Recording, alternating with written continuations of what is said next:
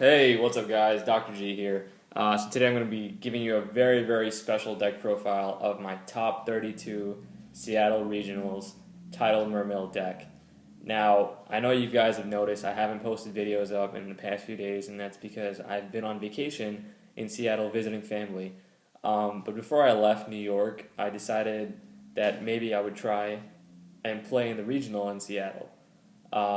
So what happened was I got to Seattle on Friday, and on Saturday I was playing in the regional, and there was about 300 people, and I'm not used to this because the biggest event I've ever played at had 40 people, which was a busy day at locals.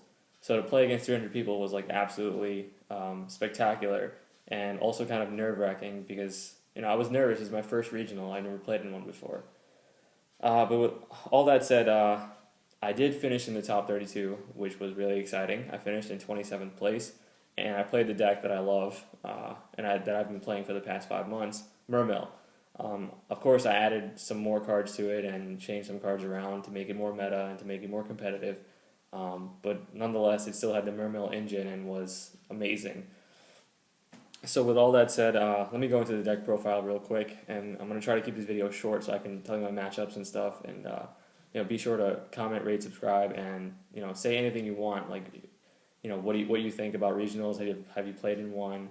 How you finished? What you think about YCSs and stuff? Because the next thing obviously for me would be to play in a YCS or to play in nationals or whatever. But yeah, so I just thought like this regional was spectacular, and I was super excited that now I have my nationals invite. So you know, but let me get into the deck profile. So I played 3 Tidal. Great card, adds a whole new dimension to the deck. You can now spam rank 7s even faster. So it's a great card, obviously. Then I played for the Mermails. I played 3 Megalo, 3 Tias, and 1 lead. And these are level 7s. Basically, the heart of the Mermail deck. You need to play these. So they pretty much go without explanation. Then I played 1 Mooling Glacia.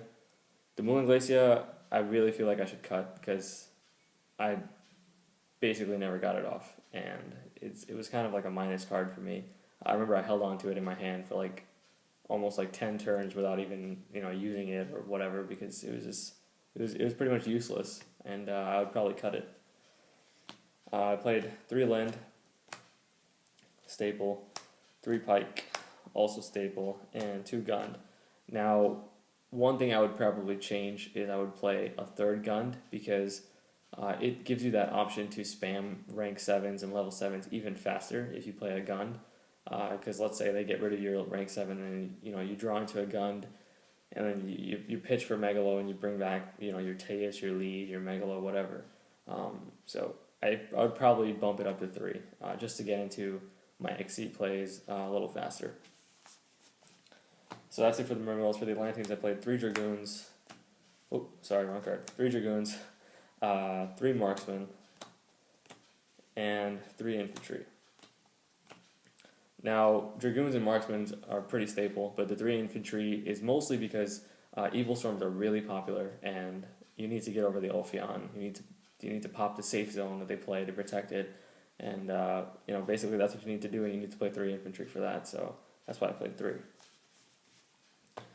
And I played 3 Diva. Now, although I played 3, I did not draw into it as much as I wanted to.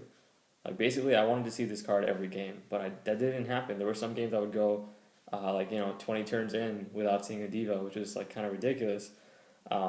Maybe they got stacked on the bottom of the deck, I don't know, but, playing 3 Diva was definitely the right call for this tournament, but, it's a great card, obviously, and that's why I would keep playing it at 3. I wouldn't cut it. Next, I played 2 Hand Traps, which were 2 Maxi. This was, obviously a great tech choice, great meta call to play against E-Dragons because, I figured I'd be playing a lot against E-Dragons. And, Maxi really slows them down, because it kind of makes them fearful because, especially if they know what you're playing. If they know you're playing Mermails, then they're probably going to go on into a turn 1 Draco Sack and then just sit on it if you Maxi them. Because they don't want you to get super plus and then end up OTKing him the next turn. So yeah, this is a great card. You probably have to play this now if you want to be competitive in this meta.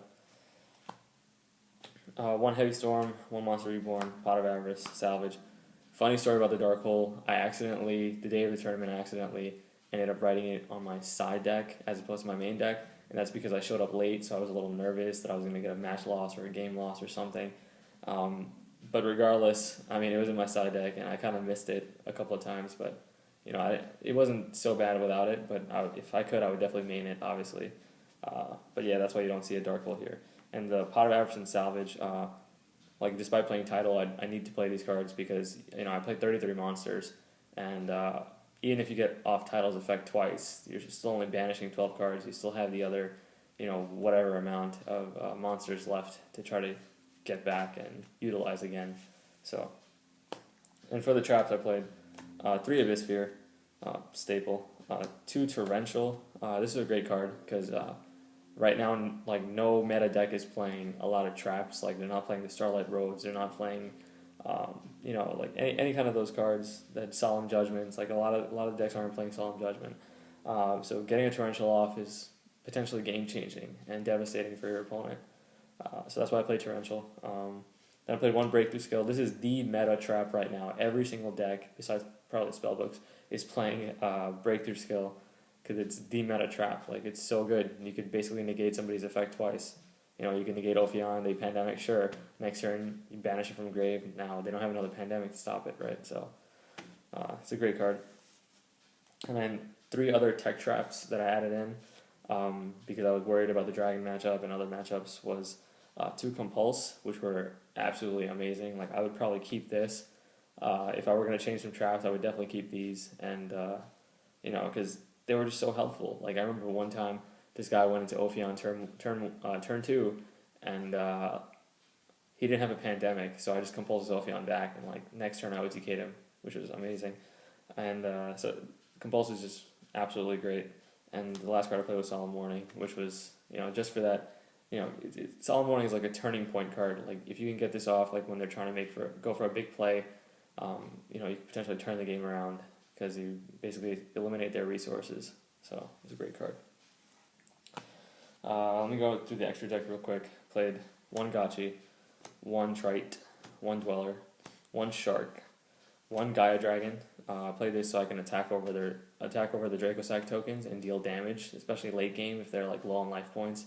They bring out Dracosac because they think they're going to be protected. You bring out a Gaia Dragon and run over their token, and you win the game. So unfortunately, I never got to make it though. 2 Big Eye.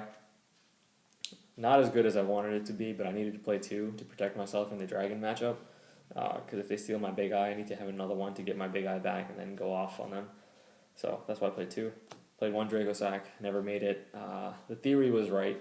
I wanted to use it against decks I didn't know what they were playing, or even against dragons. If I go turn 1 Dracosac, then if they go into Dracosac next turn, or if they go try to go into Big Eye or whatever, if I have the resources to stop them, then I'd probably end up winning the game. Although in Dragon matchup, I'd much rather make this card, Mermail Abyss Gaios. This card was MVP in the extra deck. It basically shut down every deck I played against, even dragons. So I might even bump this up to 3 because it's that good. But yeah, that's it for the XCs. Played 1 Armory Arm, 1 Catastor, 1 Duloran, 1 Black Rose, and 1 Gungnir. For the Synchros, I'd probably cut the Gungnir and play a Crimson Blader instead. I feel like I kind of missed the Crimson Blader. I didn't have it with me. I forgot to bring it, which really sucks, but I didn't get to play it, obviously, so I kind of missed it. And then I played 3 tokens, just because. For the side deck, I played 1 Maxi, which is the 3rd one, 1 Gores, the Dark Hole that I was talking about, the 2 Snowman Eater, the 2 Mind Crush, because I'm retarded and I forgot to change some of the cards in my side deck before leaving New York, and I kind of got stuck with this card because I didn't find any other side deck card that was as good, and I got to the tournament late, so I couldn't trade for anything or buy anything, so I had to play the Mind Crush. I mean, I barely satted it in, but I guess it's still useful in its own way. 2 MSTs, because nobody mains traps, or that many traps anymore, so MST is kind of useless. 2 Eradicator. I wish I had a 3rd one. If I had a 3rd one, I probably could have won my Spellbook matchup, but I didn't have a 3rd one, and I never drew into it, never got it off for that reason. So then I played 2 Imperial Iron Walls. This card was really good against dragons. I remember in one of my dragon games, it helped prolong the game for 40 minutes. Game 1 took the entire 40 minutes because I had this card out and the guy couldn't use his cards that were banished and stuff. I mean, his cards that were in the grave and stuff, and it really helped. And the last 2 cards I played were Kaiku. In retrospect, I'd probably cut these for Thunder King because they were not as good in the dragon matchup as I wanted them to be, and in the Prophecy matchup, in the Spellbook matchup, I got this out and he just summoned his own Kaiku and activated power and then, just ran me over. So it was pretty useless. I'd rather play Thunder King to completely shut them down. And I don't have Droll and Lockbird, so I couldn't play those, but I'd probably substitute these for Thunder Kings. Now let me go into my matchups real quick. So for round 1, I 2-0'd Chaos Ninjas. For round 2, I 2-1'd Evil Swarm. For round 3, I was 1-1. I got a draw against Evil Swarms. And that's because we went into time after game 1, which was retarded. But we got an extension for 9 minutes because the other guy appealed something, and I ended up winning game 2, and he won game 1. So it was a tie. Round 4, I got 2-0'd by Spellbooks. Round 5 and 6, I played against Tidal Mermails, and I ended up 2-0'ing both of them. I'm pretty comfortable against the Mermail mirror match. I pretty much know the deck's weaknesses and strengths inside and out, so to play against the same deck was pretty easy for me. Round 7, I 2-0'd Spellbooks. The guy I played against was exhausted. He was a really cool guy, but he was exhausted, and I could tell, and he was just not playing at his best, and I drew broken, so everything just went in my favor. Round 8, I played Elemental Dragons. I ended up losing 2-1.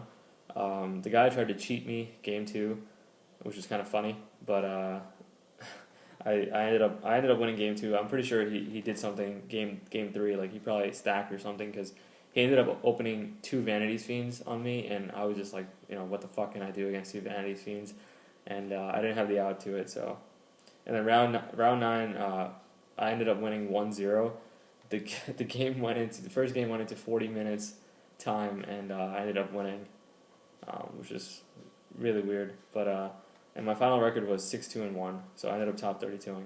Anyways, let me know what you guys think of this deck profile. I'm really excited that I got my Nationals invite. But be sure to subscribe, leave a comment, share a story, whatever you guys want. And look forward to more videos once I get back to New York. And thanks for watching, guys. Bye.